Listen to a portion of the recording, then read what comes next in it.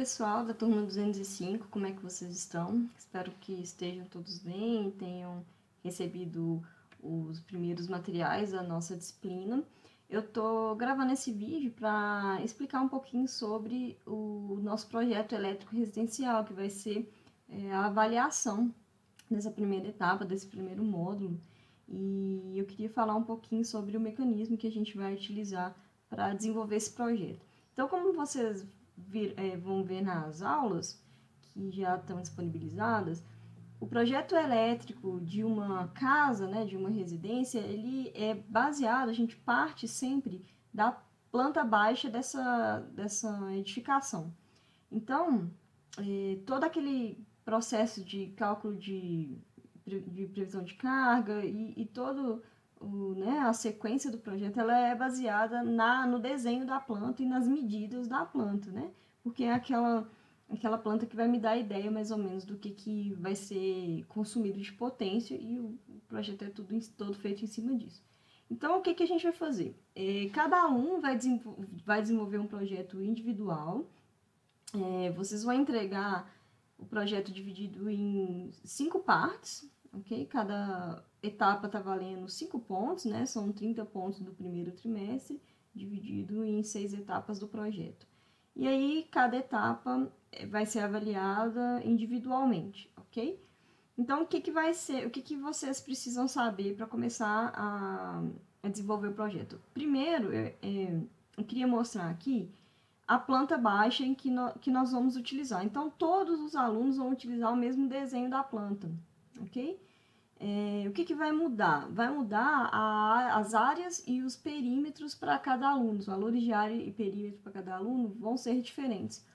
Como que vocês vão saber quais são os seus valores? Vocês vão consultar a planilha que eu deixei, vou mostrar aqui, a planilha com esses valores. Então, eu coloquei aqui, também disponibilizei para vocês, olha, eu coloquei a lista de chamada e aí cada aluno tem um número aqui em vermelho. E aí vocês vão olhar esse número, por exemplo, aqui a Júlia. Júlia, na lista ela é o número 4, em vermelho, né? E aí ela vai lá na outra folha aqui da planilha e vai consultar, vai lá na linha 4 e vai pegar esses valores de área e esses valores de perímetro. Então, vocês vão ver que são vetores com alguns valores de área e perímetro para cada aluno, tá? Isso vai fazer com que cada aluno tenha, então, um projeto diferente, né? Os cálculos vão ser todos diferentes. Então, como vocês vão interpretar esses valores, né? Então, tem o primeiro vetor área. Vocês podem arredondar, se preferirem, para uma casa decimal, tá? Aqui acho que na planilha está com 2 casas decimais, se não me engano. Então, eu olhei lá meu nome, número Lívia, 18, peguei os meus vetores. E aí, o que a gente vai considerar? A gente vai considerar essa sequência aqui, olha. Tá vendo? Os cômodos nessa sequência. Então, a primeira área é da sala, a segunda da cozinha, banheiro, quarto e etc. E a mesma coisa para o perímetro, tá? O primeiro valor corresponde à sala, o segundo à cozinha e assim por diante. Ok? Então, cada aluno vai usar esses valores específicos no seu projeto, ok? Então, eu coloquei na verdade, eu coloquei uma nova tabela, tá? Essas instruções aqui estão com um exemplo de uma tabela, mas eu mandei a tabela atualizada com os nomes de vocês, que foi aquela planilha que eu acabei de mostrar.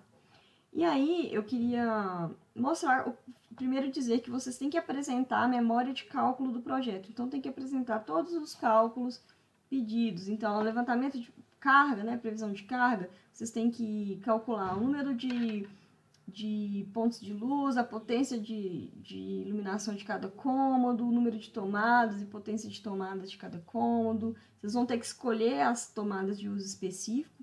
Isso é uma coisa importante também, as tomadas de uso específico, vocês são livres, vocês podem colocar o que vocês acharem que precisam aí na casa de vocês, o projeto é de vocês, pensem que seria uma casa onde vocês morariam, né? E como vocês são os projetistas, vocês é que decidem, né? E quanto às TUGs, vocês podem definir, quero colocar uma torneira elétrica, quero colocar ar-condicionado, quero colocar... enfim, vocês podem escolher e quando tiver dúvida na potência da TUG, vocês podem consultar na internet, mais ou menos, ali uma média daquele equipamento, do equipamento mais encontrado. Ok? E eu preciso que vocês apresentem todos esses cálculos em cada etapa. Ok? E aí, eu vou deixar um material de apoio, que é uma apostila que mostra o passo a passo de um projeto, e eu acho que vai facilitar para vocês entenderem essa organização. Eu vou mostrar um pouquinho aqui como que eu espero que vocês apresentem essas etapas. Bom, então no material que eu vou compartilhar, chamado Instalações Elétricas Residenciais, partes 1 e 2, é uma apostila.